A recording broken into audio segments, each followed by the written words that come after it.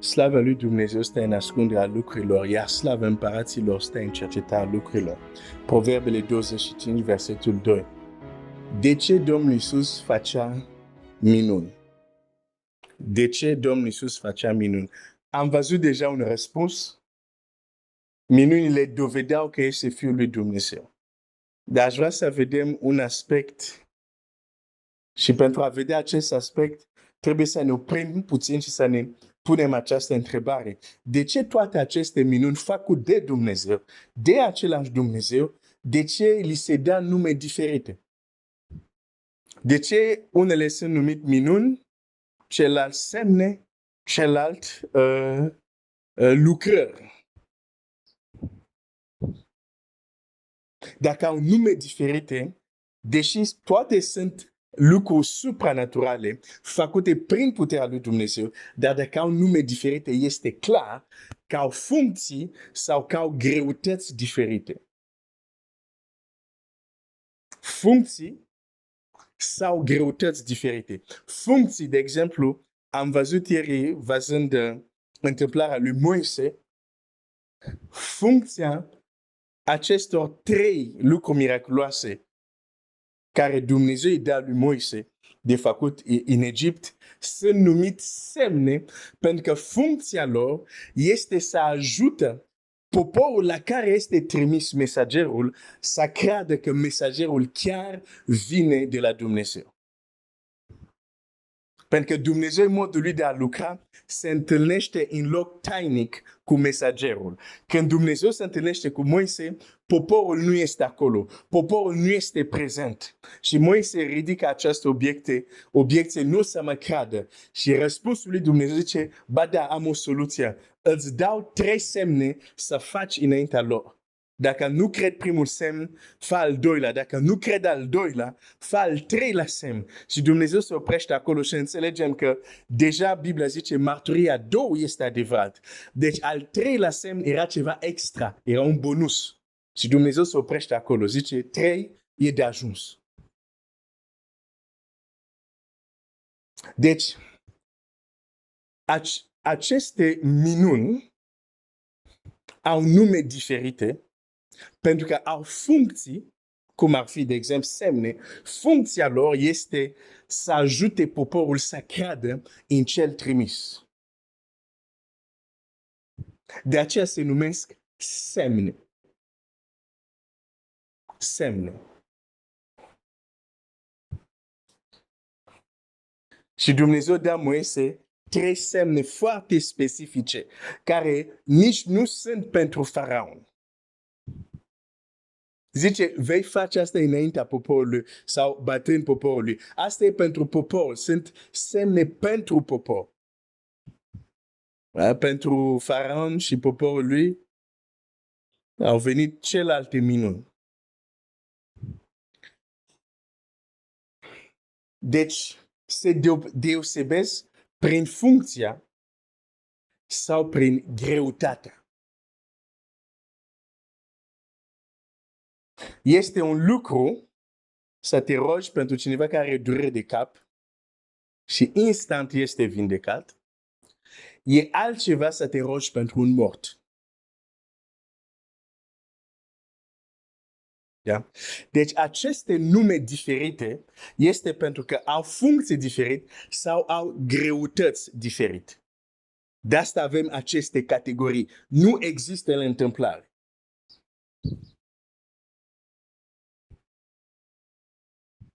De exemplu, o vindecare este mai ușoară de făcut decât o minune sau un miracol.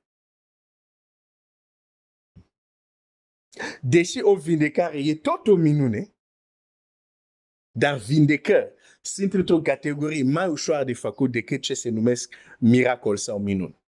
E un lucru să pui mâna pe unul care doare capul și instant durerea de cap să se termine. E alt lucru să spui la niște oameni, luați sticla asta de apă, mergeți și dați la oameni de băut și apa aia se transformă în vin. Cere o altă autoritate și o altă putere.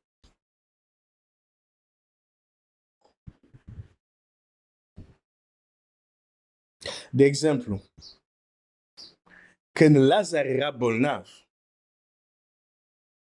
avea nevoie de darul vindecării. Când Lazar a murit, darul vindecării nu mai este de ajuns. Trebuie ceva mai mult. Dacă Domnul Iisus ar fi dus la Lazar când era bolnav, de cum a zis și sora lui, dacă ai fi venit, fratele meu n-a murit, Domnul Iisus ar fi făcut ce? O vindecare. Dar când Lazar a murit, e de 4 zile, a început să miroase deja. Aici nu mai suntem la nivelul vindecării. Pentru că sufletul lui trebuie să se întoarcă în trup. Trupul lui care deja putrezea. Trebuie să fie o acțiune a creației, dacă vrei, din nou acolo. Deci acolo nu mai este doar a repara, nu mai este vorba de vindecare doar. Trebuie ceva mai mult. Știi că în lucruri care tu le ceri în rugăciuni sunt diverse categorii? Sunt lucruri care pot să mă rog cu toată încrederea. De ce? Pentru că deja am văzut anumite lucruri întâmplându-se. Deci știu că se poate. Deci nu trebuie să mai cred. Nu mai crezi ce ai văzut, da? Dar sunt alte lucruri unde știu, sunt conștient. E dincolo de credința mea. Acum, și nădăjduiesc că Dumnezeu, prin harul lui, mă ajută să crească și lucruri care sunt dincolo azi, mâine nu o să mai fie dincolo de credința mea. Dar există o diferență în greutăți în lucrurile care le întâmpinăm.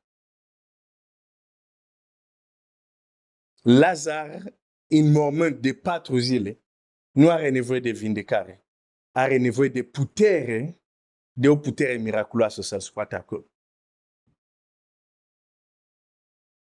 Și am remarcat un lucru. Există, de exemplu, vindecările. De multe ori Domnul Iisus zicea doar, ridică-te, vreau să fii curat și omul este curat. Adică se întâmplau așa. Dar există anumite acțiuni, minuni, am remarcat un lucru. Domnul cere colaborarea cei din jur.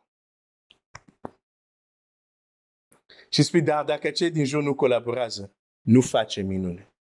Și o să citesc asta. Când, de exemplu, trebuia să fie schimbată apa în vin, și Biblia spune, este unul din primul semn, deci știm din Scriptură, este un semn. Când trebuia să fie făcut acest semn, Domnul Iisus zice, luați apa, versați și aduceți. Deci ei trebuia să fie implicați. Oamenii trebuia să fie implicați. Maria a zis, faceți tot ce o să vă spună. Dacă ei nu ar fi făcut asta, nu s-ar fi întâmplat minunea. Vezi? Minunea este la un alt nivel. Vindecările sunt mai simple decât minunile. Și pentru noi deja și la primul stadiu al vindecării ne este greu să credem. Să mai vorbim de minuni. O să citesc imediat un text ca să-ți arăt asta. Dar îți mai dau un exemplu. Când ajunge la mormântul lui Lazar, Domnul Iisus, acolo ți-am zis, nu mai trebuia vindecare. Vindecare nu m-a ajutat. Situația era mult mai gravă. Și era o altă putere, la un alt nivel. Dar aici, când Domnul Iisus ajunge, ți-ai pus vreodată întrebare. El e învierea și viața. Prin vocea lui când a zis, Lazar, ieși afară. Spune-mi puțin, care era diferența că piatra era acolo sau că nu era acolo? Vocea lui. Tu crezi că piatra ar fi împiedicat vocea lui? Până aici e și o altă taină. Dar în fine, de ce zice, dați piatra la o parte?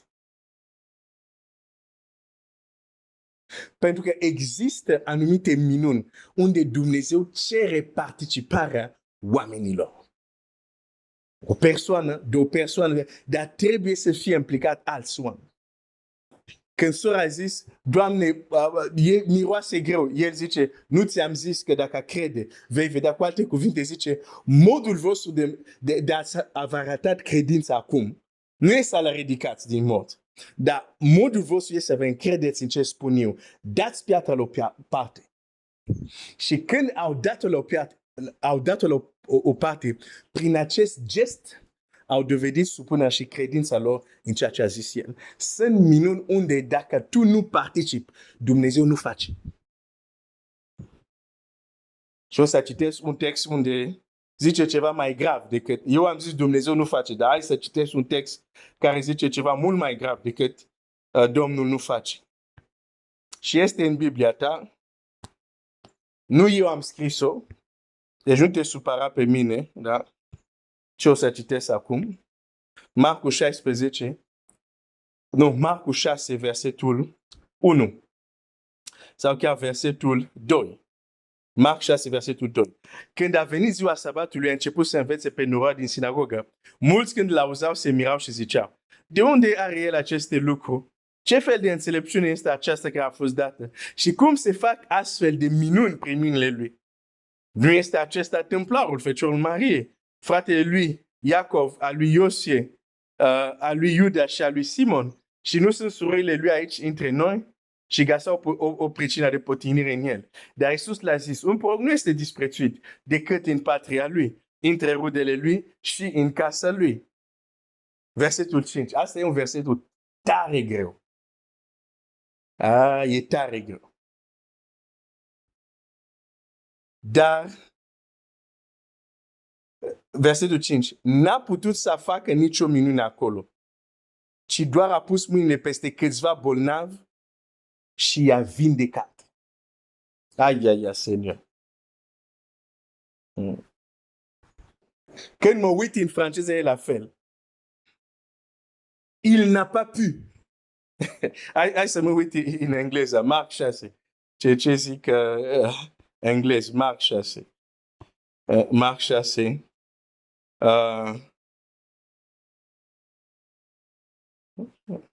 Același lucru. He could not do. Nu a putut. Asta e foarte grav. Adică cum adică Iisus n-a putut? Adică vrei să spui că n-a vrut? Nu! Textul spune n-a putut. Nu zice n-a vrut, zice n-a putut. Am fost la o nuntă. Dar cum a fost? A fost bine. Ce a fost acolo? Păi erau sarmale, ce a mai fost? Erau ciolani. Și câte porțiuni de ciolan ai putut să mănânci? Pe n-am putut să mănânc decât o porție. Doi ciolani, hai să zic, doi ciolani. Ciolani se zice, mă corectezi tu. Dacă cineva zice, nu am putut să termin 3 porții de ciolan, 3 ciolani, pus unul lângă, dacă zice nu a putut, și ce înseamnă asta? Se subînțelege că a încercat. Un ciolan, ok, l-am terminat. Al doilea, l-am terminat. Când a început al treilea, stomacul lui a zis stop. Când a forțat, stomacul lui a zis îți trimit înapoi ce trimis dacă continui. Omul se simte rău, zice n-am putut. De asta pentru mine acest verset e grav. N-a putut să facă acolo nicio minune, zero. Ci doar și-a pus mâinile peste câțiva bolnavi și a vindecat. A putut să facă vindecări, dar nicio minune. Însă unele probleme care aveau oamenii acolo cerau minune, nu vindecări. La fel cum Lazar de 4 zile în mormânt nu are nevoie de vindecare, are nevoie de ceva mai mare, o putere de minuni. E în Biblia ta, nu eu am scris asta. Vorbești cu fratele Marcu, întreabă-l de ce a scris asta. El o să spună, pe n-am scris din capul meu și însuflat de Duhul lui Dumnezeu am scris asta. Ca voi oameni să înțelegeți că există un anumit nivel când Dumnezeu trebuie să facă anumite lucruri. Dacă voi nu puneți credință în El, nu face, nu că nu vrea, nu poate. Știu că asta unde mereu sunt, nu, cum poți să spui, nu poate. Iisus e Dumnezeu, crezi, da. Aici ce zice? N-a putut? Da, bun.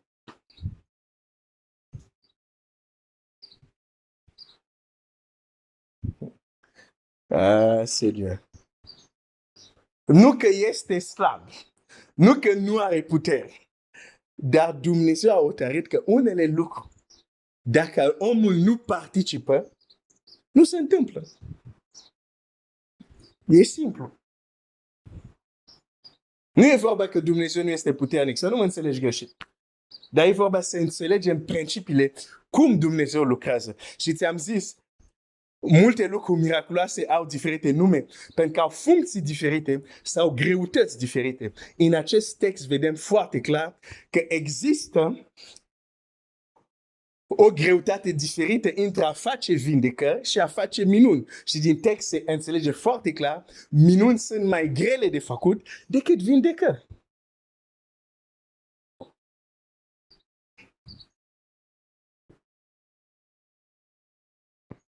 Iar minunile care se numesc semne sunt minuni. Zic din nou, minunile care se numesc semne sunt minuni. Sunt lucruri mai greu de făcut.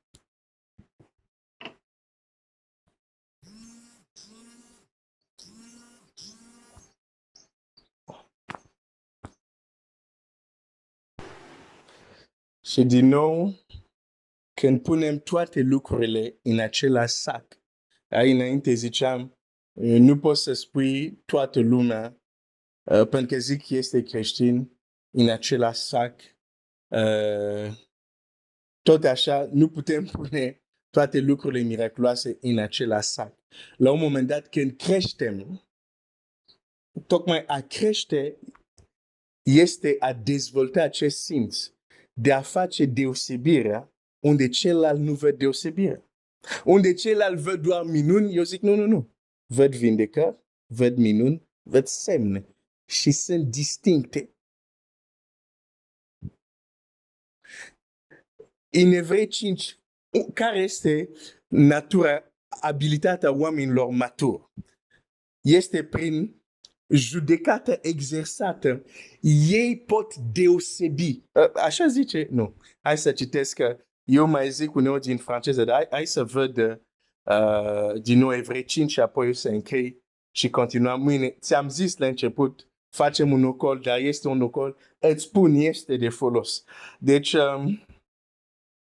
pentru că scurtătura nu ar fi fost catastrofă dacă luam scurtătura. Deci, Biblia zice așa, mulțumesc, da. Evrei 5 cu 14. Dar hrană tare este pentru oameni mari, pentru aceia care judecate s-a deprins prin întrebuințare să deosebească binele de rău. Oameni maturi au această capacitate de a deosebi unde celălalt nu deosebesc. Unde celălalt spun în același oală, oameni maturi știu să deosebească. Tu vezi un singur lucru, minuni. Omul matur vede 4 lucruri. Vede vindecări, minuni, lucrări, semne. S-a întâmplat o minune. Ok, ce categorie a fost? Pe nu știu. N-ai învățat să deosebești. Oameni maturi deosebesc. Capacitatea de a diferenția. Slujitorul lui Elisei vedea doar aer. Spațiu. Elisei vedea, în acel spațiu, vedea mai multe ființe îngerești. Cei care sunt cu noi sunt mai mulți. Elisei putea deosebi mai mult decât realitatea, că putea să deosebească slujitorul lui. Dacă vrei să înaintezi să crești, evită această capcană de a pune totul în același oală. Totul în același oală. Că e cel mai ușor de făcut. Toată lumea în același oală, toate funcțiile în același oală, toate minunile în același oală, totul acolo, grămadă, o mare ciorbă. E formula garantată să nu crești.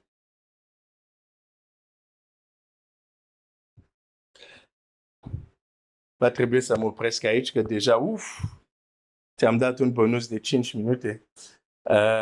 Mâine continuăm. Dar am vrut să-ți arăt.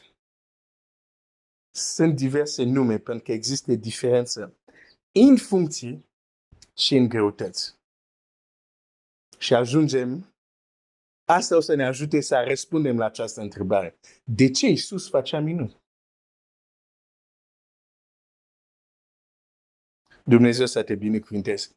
Tată Ceresc, mulțumesc pentru cuvântul tău, mulțumesc pentru Scriptura.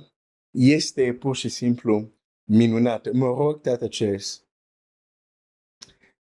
ca să ne ajut să creștem, să devenim maturi, nu imaturi, să vedem totul în același sac, totul în același culoare, dar să fim maturi unde ochiul nostru poate deosebi diverse culori unde alții văd doar o singură culoare.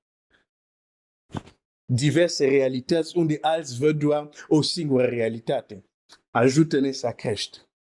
Ajută fratele meu, sora mea să crească, pentru că tu ne vrei matur. Pentru asta există biserica.